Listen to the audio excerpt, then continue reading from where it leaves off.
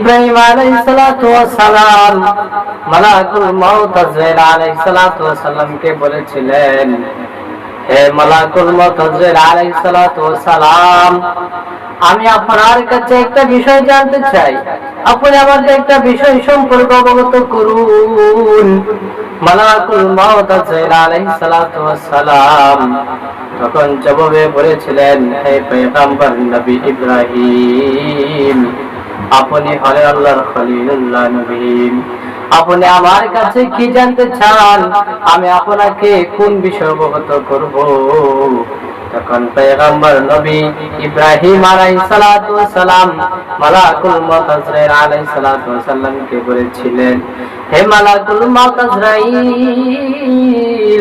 তুমি আমাকে একটা বিষয় অবগত করুন।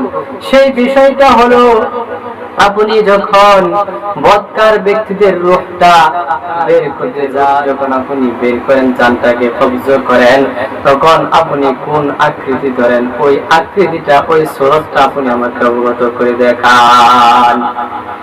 এই কথা বলার পর মালাকুল মউত আজরাইল আলাইহিস সালাতু ওয়াস সালাম বলেন, হে পয়গম্বর নবী খলিলুল্লাহ নবী ইব্রাহিম, আপনি যদি আমার ওই আকৃতিটা দেখেন, যেভাবে আমি বদকার ব্যক্তিদের রূহটাকে বের করি, যদি আপনি ওই আকৃতিটা দেখেন, ওই সূরাটা দেখেন, তাহলে আপনি আপনাকে স্থির রাখতে পারবেন না, অচেতন হয়ে যাবেন, আপনি মাটিতে ধসে পড়ে যাবেন।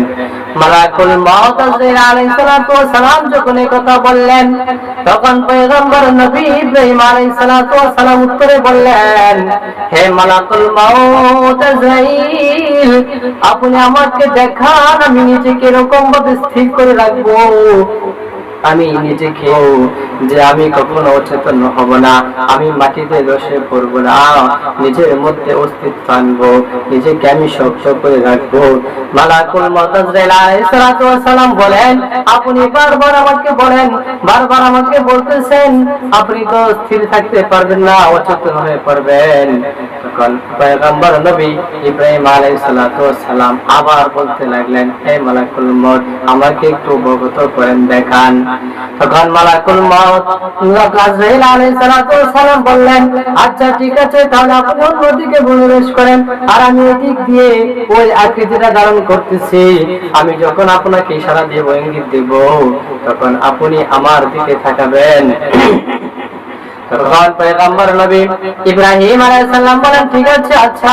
তখন ওই দিক থেকে মালাকুল মউত আজরাইল আলাইহিস সালাতু ওয়াস সালাম তার যে চেহারা ছিল, ওই চেহারাটাকে পরিবর্তন করে সে বিশ্রী কালো ভয়ঙ্কর আকৃতি ধারণ করলো, এবং তার চোখ দিয়ে, তার নাক দিয়ে এবং মুখ দিয়ে জাহান্নামের ফুলকি এগুলো বের হতে লাগলো। ইব্রাহিম আলাইহিস সালাতু ওয়াস সালামকে তখন মালাকুল মউত আলাইহিস সালাম বললেন, এদিকে একটু থাকান, আমার দিকে লক্ষ্য করুন। সাথে ইবালা পয়গম্বর নবী ইব্রাহিম আলাইহিস সালাতু ওয়াস সালাম যখন ওই মালাকুল মউত আজরাইল আলাইহিস সালাতু ওয়াস সালামের দিকে একটু নজর করলেন, একটু নজর করার সাথে সাথে পয়গম্বর নবী ইব্রাহিম আলাইহিস সালাতু ওয়াস সালাম মাটিতে ধসে পড়ে গেলেন, অচেতন হয়ে গেলেন, নিজেকে স্থির রাখতে পারলেন না। তাৎক্ষণিকভাবে মালাকুল মউত আজরাইল আলাইহিস সালাতু ওয়াস সালাম তার চেহারাটাকে পরিবর্তন করে দিলেন।